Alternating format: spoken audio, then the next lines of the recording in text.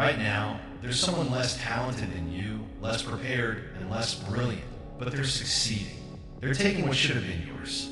Why? Because the world doesn't reward potential, it rewards certainty. They don't have to be the best, they just have to look like they are. They speak with conviction, move with purpose, and act as if they are entitled to every victory. And in a world that craves direction, people follow the one who appears to know where they're going, regardless of whether they actually do. Meanwhile, you're waiting. You're perfecting. You're trying to find the ideal words, the perfect plan, the flawless strategy.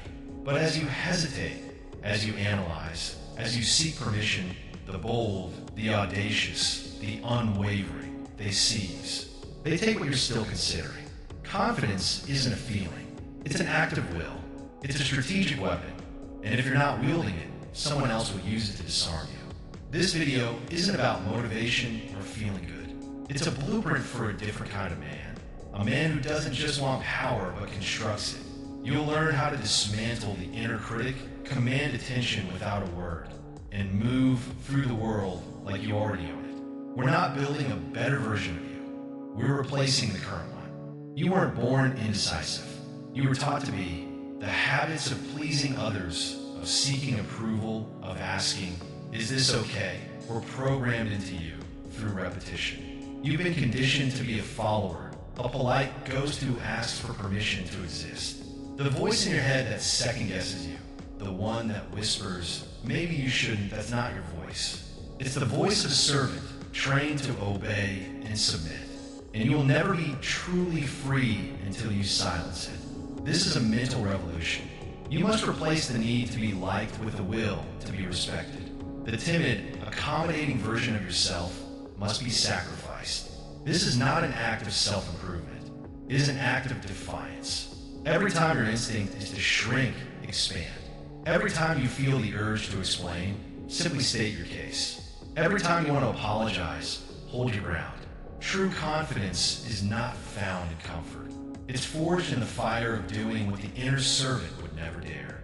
You must move faster, take up more space, and speak with the weight of decisions, not suggestions. This is your first command. If it makes you small, eliminate it. A thought, a habit, a person. If it makes you hesitate, confront it.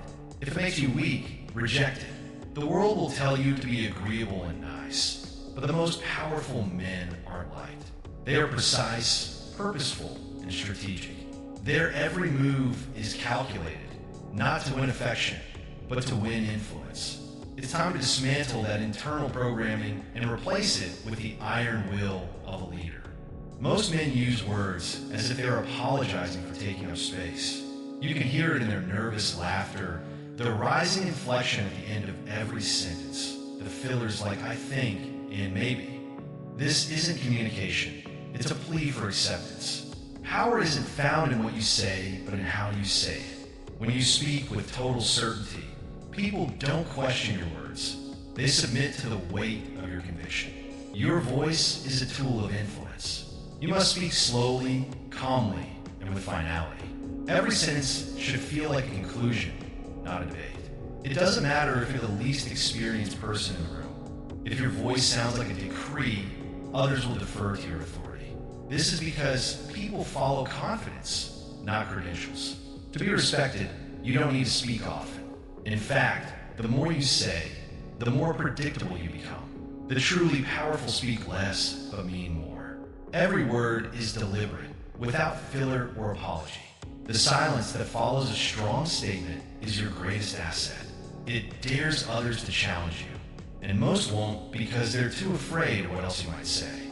Your tone is your true message. The words are merely the surface. The deep, deliberate, and grounded tone tells people exactly where you stand. Lower your pitch, slow your tempo, and remove the nervous energy.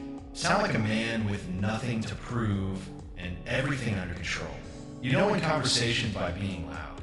You win them by making your words feel like undeniable facts. When someone challenges you, don't defend or explain. Simply state, "I disagree," and move on. Refusing to debate signals that your reality is not up for negotiation. True power isn't about presence or speech, it's about control. You can walk tall and speak with authority, but if a single comment can still trigger you, you are not powerful, you are exposed. Your emotional state is your most vulnerable point, and most men's emotions belong to everyone else. A whisper of disrespect makes them react. A compliment makes them soften. They are predictable and, therefore, manageable. To become psychologically unreachable, you must stop reacting and start calculating. When someone insults you, don't lash out. Instead, observe. What are they trying to gain? What is the motive behind their words? When someone praises you, don't melt. Analyze. What do they want from you? Your mind is not a public space. It is a fortress, and you decide who enters. You must kill the need to be understood. The desire to explain yourself and seek validation is a virus that makes you controllable. Your purpose is not to be understood. It is to strategically move the world around you. You must also kill the fear of rejection. The powerful don't chase acceptance. They control access. The goal is to make people wonder what happens when they are no longer allowed near you. This is how you become undeniable. Once no one can move you emotionally, they can only watch as you move with precision and fear what you will do next. You are not becoming robotic. You are becoming a force. Let others chase peace and understanding. You will chase clarity and control. Because the world doesn't care how you feel. It only responds to what you project. Certainty, direction, and gravity. And once your identity becomes unshakable, you become untouchable. Rejection feels like a defeat to the weak. To the powerful, it's a signal, a gift. It tells you exactly where you stand and what you need to change. When someone says no to you, it's not an insult, it's intelligence. It means they believe they can survive without you. Now you know the position. Now you can position yourself for a comeback. First, never appear affected. The moment you show pain, you lose. A powerful mind doesn't panic when a door shuts. It makes the room colder. You weren't rejected.